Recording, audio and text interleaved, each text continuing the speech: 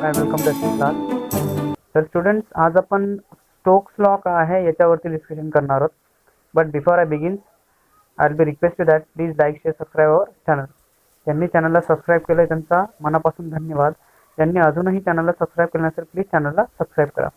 तर आता हा जो स्टोक लॉ इथे आपल्याला दिलेला आहे, तर बेसिकली जर तुम्ही इथे मी एक कंटेनर तुम्हाला काढून दिलं. कंटेनरचा विचार करा की आपल्याकडे एक कंटेनर आहे, हे असं कंटेनर आहे आणि ह्या कंटेनरमध्ये जर आपल्याकडे पाणी असेल, भरलेलं फुल भरलेलं पाणी असेल, तर पाण्यामध्ये जर मी पाण्याचा विचार करतोय तर ठीक आहे ना, तर अशा पाण्यामध्ये जर आपण एक काम केलं की पूर्ण भरलेलं पाणी आहे इथे आणि अशा फुल भरलेल्या पाण्यामध्ये जर मी एखादा लोखंडाचा दगड घेतला किंवा मोठा एक गोल दगड घेतला आणि असा गोल दगड मी काय केला माहिती का, या पाण्यामध्ये आपल्या ह्या पाण्यामध्ये ह्या कंटेनरमध्ये काय केलं आहे, जर मी फेकला असेल, ठीक आहे, ह्या दगडाला जर मी इथे फेकतो, हा जर आपला तो दगड आहे किंवा हा एकदम गोल स्पियर आहे आणि ह्या स्पियरला जेव्हा मी इथून मध्ये फेकेल, ठीक आहे ना, तर काय होणार आहे माहिती का, खूप जोराने जर याला मी इथे फेकतोय, त्यावेळेस जर मला इथे ऑब्झर्वेशनचा समजत असेल तर काय होईल माहिती का, हा दगड खाली जाणार आहे, ठीक आहे, इथे पाण्यामध्ये.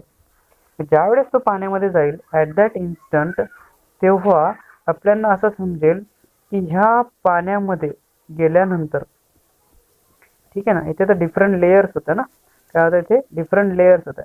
तर पाण्यामध्ये गेल्यानंतर जेव्हा हा स्पियर ह्याच्यावरती फोर्स लावतोय, तर स्पियरवरती पण पाणी काय लावेल, एक अपोजिंग फोर्स लावेल की नाही, बरोबर.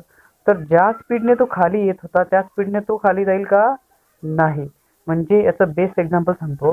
जेव्हा तुम्ही पाण्यामध्ये कधी खेळत बसले असाल, जर समुद्राचं पाणी असेल किंवा नदीच्या पाण्यामध्ये जेव्हा तुम्ही कुठे दगड फेकला असेल नदीच्या पाण्यामध्ये, तर ज्यावेळेस तुम्ही नदीच्या पाण्यामध्ये दगड फेकतात तर त्यावेळेस ह्या दगडाचा स्पीड इथे जर 20 किलोमीटर पर हवर असेल, तर इथून खाली येताना त्या दगडाचा स्पीड काय होतो, डिक्रीज होऊन जातो. म्हणजे ज्यावेळेस तो पाण्याच्या आत चालला जातो त्यावेळेस त्याचा स्पीड काय होतो, कमी होतो.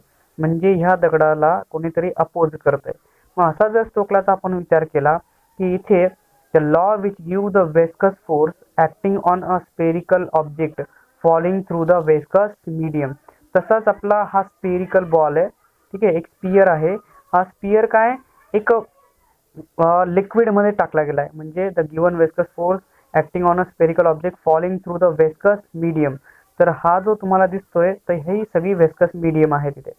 मग इथे ज्या लेयर्स आहेत त्या डिफरंट लेयर्स आहेत पाण्याच्या, तिथे डिफरंट कलर्स मध्ये तुम्हाला जे दिसत आहे तिथे, ठीक आहे, इथे ह्या डिफरंट लेयर्स आहेत आणि इथे हा फोर्स लावतोय स्पेरिकल ऑब्जेक्ट. आणि त्यामुळे काय होतं, हे जे पाणी आहे किंवा जो जे कुठलंही लिक्विड असेल ते थोडीशी जागा देताना तुम्हाला दिसत असेल, ठीक आहे.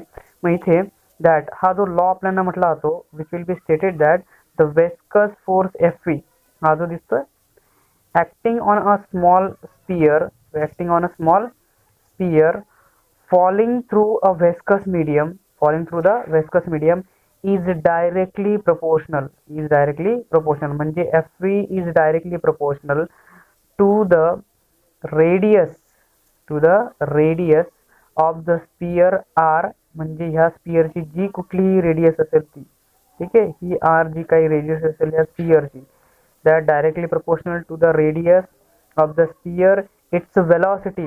हा ऑब्जेक्ट किती velocityने कुठे विस्कस मीडियम मध्ये पडतोय and through the fluid, कुठून through the fluid मध्ये किती velocity आहे त्याची, and again the coefficient of viscosity. काय डिपेंड करतं की इथे हे लिक्विड कुठलं आहे, हे वॉटर आहे का ऑइल आहे, केरोसिन आहे, ह्या सगळ्या याच्यावरती काय करतं, हे कोएफिशियंट ऑफ विस्कोसिटी डिपेंड करतं. म्हणून आपण त्याला ॲज अ फॉर्म्युला म्हणून F V is directly proportional to N into R into V लिहू शकतो. मग इम्पॅरिकली जर का मी ह्याला लिहिलं दॅट कॉन्स्टंट, हा जर कॉन्स्टंट असेल म्हणजे प्रोपोर्शनॅलिटी कॉन्स्टंटला जर मी इथे फाइंड आउट केलं, तर हा इम्पॅरिकली जो प्रोपोर्शनॅलिटी कॉन्स्टंट येतो आपला तो 6 पाय आहे. किती आहे, 6 पाय. म्हणजे हा जो अल्फा आहे, ठीक आहे, म्हणजे हा प्रोपोर्शनॅलिटी कॉन्स्टंट आहे तो आहे आपला 6 पाय. सो 6 पाय दॅट इज प्रोपोर्शनॅलिटी कॉन्स्टंट जो आपण म्हणतोय याच्या जागेवरती दॅट इज जर चेंज केला तर F V is equal to 6 pi N into R V आपल्याकडे इथे लिहून जाईल. तर बेसिकली तुम्हाला समजलं असेल की the law which will be give the viscous force acting on a spherical object ज्या वेळेस कुठे वेस्कस मीडियममध्ये एंटर करतो त्यावेळेस हा लॉ आपल्याकडे इथे अप्लाय करताना दिसतो. मग असं याची जर टर्मिनल वेलॉसिटीचा आपण विचार केला, ठीक आहे, एक टर्मिनल वेलॉसिटी नावाची कन्सेप्ट आपल्याला आपल्या पुस्तकामध्ये दिलेली आहे की ही जी टर्मिनल वेलॉसिटी आहे की काय करायचं आहे, कन्सिडर अ स्पेरिकल ऑब्जेक्ट. ठीक आहे, काय करायचं आहे, एक स्पेरिकल ऑब्जेक्ट कन्सिडर करा जो आपण इथे कन्सिडर करतोय असा. ठीक आहे, तर हा स्पेरिकल ऑब्जेक्ट कन्सिडर केल्यानंतर falling through the viscous medium म्हणजे वेस्कस फ्लुइड मधून तो काय होतोय, इथून फॉल होतोय. तर विचार करा, जर हे पाणी असतं तर पाण्यामधून गेला असतं तर लवकर चाललं जाईल ना. पण सपोज की इथे एकदम गाढ जर डांबराचा आपण विचार केला तर डांबरामधून जर याला टाकण्याचा प्रयत्न केला तर लगेच जाईल का त्या स्पीडने? नाही ना, कारण काय विस्कॉसिटी डिफरंट आहे. ठीक आहे, म्हणून because of that viscosity the consider a spherical object falling through the viscous medium. तर वेस्कस मीडियम मधून काय एक स्पेरिकल ऑब्जेक्ट चाललाय मध्ये पाण्यामध्ये किंवा त्या स्पेसिफिक फ्लुइड मधून चाललाय. तर त्याच्यामध्ये एफ व्ही हा जो आहे आपला वेस्कस फोर्स अपवर्ड मध्ये ऍक्ट होतोय. ठीक आहे, कुठला आहे वेस्कस फोर्स अपवर्ड मध्ये ऍक्ट होतोय. Its magnitude goes on increasing with increase in its velocity. Viscous force जो आहे एफ व्ही हा अपवर्ड मध्ये ऍक्ट होतोय. का सांगतोय तुम्हाला की ह्या ऑब्जेक्ट वरती ना एक फोर्स खालून वेस्कस मीडियम लावेल म्हणजे तो अपवर्ड मध्ये त्याच्यावरती ऍक्ट होईल. जरी हा खाली आला तर तरी पण याच्यावरती काय वेस्कस फोर्स एफ व्ही हा अपवर्ड मध्ये ऍक्ट करेल. आपला एफ व्ही हा वेस्कस फोर्स आहे. ठीक आहे, आणि एफ जी जो आहे आपला तो ग्रॅव्हिटेशनल फोर्स आहे. ठीक आहे, ड्यू टू विच त्याच्यावरती, कारण तो जो ऑब्जेक्ट आहे तो खाली येतोय ना, ग्रॅव्हिटीमुळे तो ऑब्जेक्ट काय येईल, खाली येईल पाण्यामध्ये, म्हणून त्याच्यावरती कुठला फोर्स लागणार आहे, ग्रॅव्हिटेशनल फोर्स डायरेक्टेड डाऊनवर्ड मध्ये.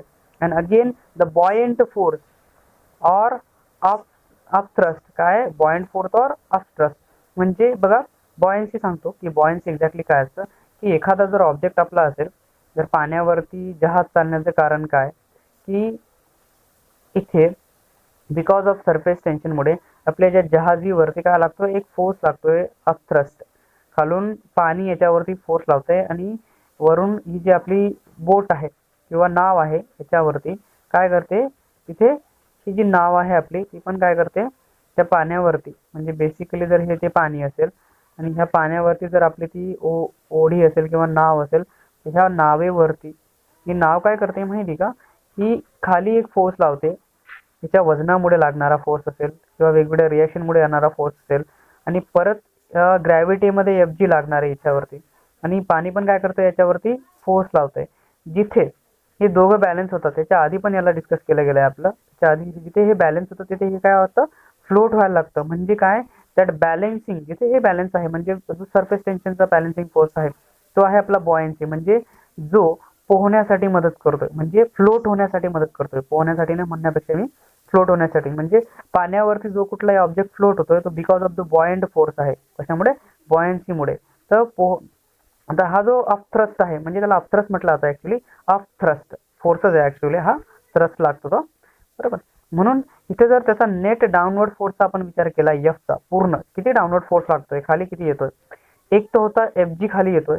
ठीक आहे, दुसरा आपला आहे दॅट इज एक इथला जो आपण म्हणतोय, जी डायग्राम तुम्हाला दिसत असेल सगळ्यांना, जर इथे तुम्ही ह्या डायग्रामचा विचार केला अपथ्रस्टचा, इथे लागणारी जी वेलॉसिटी आहे किंवा आपण ह्या डायग्रामचा विचार करू, इथे जे दिसतंय का, आता तो नेट फोर्स आहे अपथ्रस्टचा. ठीक आहे, तर एक आहे जो पूर्ण फोर्स आहे हा एम जीचा याच्यामुळे लागतोय. ठीक आहे, तर इथे हा नेट एफ आहे, एफ जी खाली येतोय, बरोबर. तर एफ जी खाली येतोय पण एफ व्ही आणि एफ यू दोघं वरती आहेत. ठीक आहे ना, एफ यू आणि एफ जी दोघं काय वरती आहेत, म्हणून मला जो नेट फोर्स आहे तो एफ जी मधून मायनस करून गेल किती लागतोय, दॅट इज एक फोर्स आला खाली. ठीक आहे, कुठला जी, आणि हे दोघं वरती गेले ना, हे दोघं वरती लावतायत. मग याच्या अगेन्स्ट मध्ये एफ जीच्या अगेन्स्ट मध्ये लावतायत कुठला, F V and F you.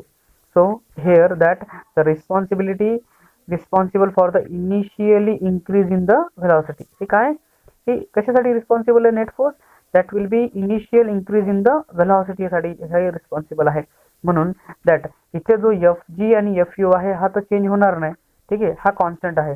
आणि एफ व्ही जो आहे इन्क्रीज विथ व्हेलॉसिटी, म्हणजे हा जो अपथ्रस्ट आपला फोर्स लागतोय, ठीक आहे, वेस्कस फोर्स आहे, हा काय होईल, जशी जशी व्हेलॉसिटी ऑब्जेक्टची जशी जशी व्हेलॉसिटी वाढत जाईल आणि तसा तसा हा काय होत जाईल, तो पण वाढत जाईल. सांगतो कसा, हा आता बघा की तुम्ही जर पाण्यावरती दगड मारतात, जेवढ्या फास्ट स्पीडने तुम्ही दगड मारतात ना तेवढा स्लो इथे स्लो होतो जातो खाली, बरोबर. आणि जेवढ्या हळूवार तुम्ही पाण्यावरती दगड फेकतात, जर तुम्ही एक एक्सपेरिमेंट केला पाण्यावरती, एकाने दगड हळूच सोडला पाण्यावरती आणि दुसऱ्याने खूप हाय स्पीडने त्या दगडाला पाण्यामध्ये टाकलं, तर जर तुम्ही बघितलं असेल ना, तर तुमचा हा येणारा दगडाचा स्पीड आणि हा दगड सोडलेला स्पीड या दोघांमध्ये डिफरन्स तुम्हाला ते दिसून जाईल. पण डिफरन्सचा म्हणण्यापेक्षा की जेवढ्या जोरात तुम्ही त्याला फेकणार त्याच्या तेवढ्या जोरात काय होईल, अपथ्रस्ट त्याच्यावरती लागेल, म्हणजे इक्वल अँड अपोजिट फोर्स त्याच्यावरती लागेल. हा खाली येतोय तर तेवढाच जास्त फोर्स त्याच्यावरती अपवर्डमध्ये पण लागेल. म्हणून हा जो आहे हा F V will be increase होतो विथ व्हेलॉसिटी इन्क्रीज करत जाईल. जशी व्हेलॉसिटी वाढते तसं हा पण एफ व्ही पण काय होत जाईल, वाढत जाईल. So thus a stage is reached, thus the stage is reached when the net force F becomes 0. ठीक आहे ना. तर ह्या केसमध्ये अशी स्टेज येते की जिथे जो नेट फोर्स एफ आहे तो काय होऊन जातो, 0 होतो. So here that at this stage जो एफ जी आहे आपला, ठीक आहे, हा जो ग्रॅव्हिटीमुळे लागणारा फोर्स आहे ऑब्जेक्टवरती, that is F V plus F यूच्या बरोबर होऊन जातो, बरोबर. म्हणजे आता सपोज की हा आपला फॉर्म्युला आहे, बरोबर.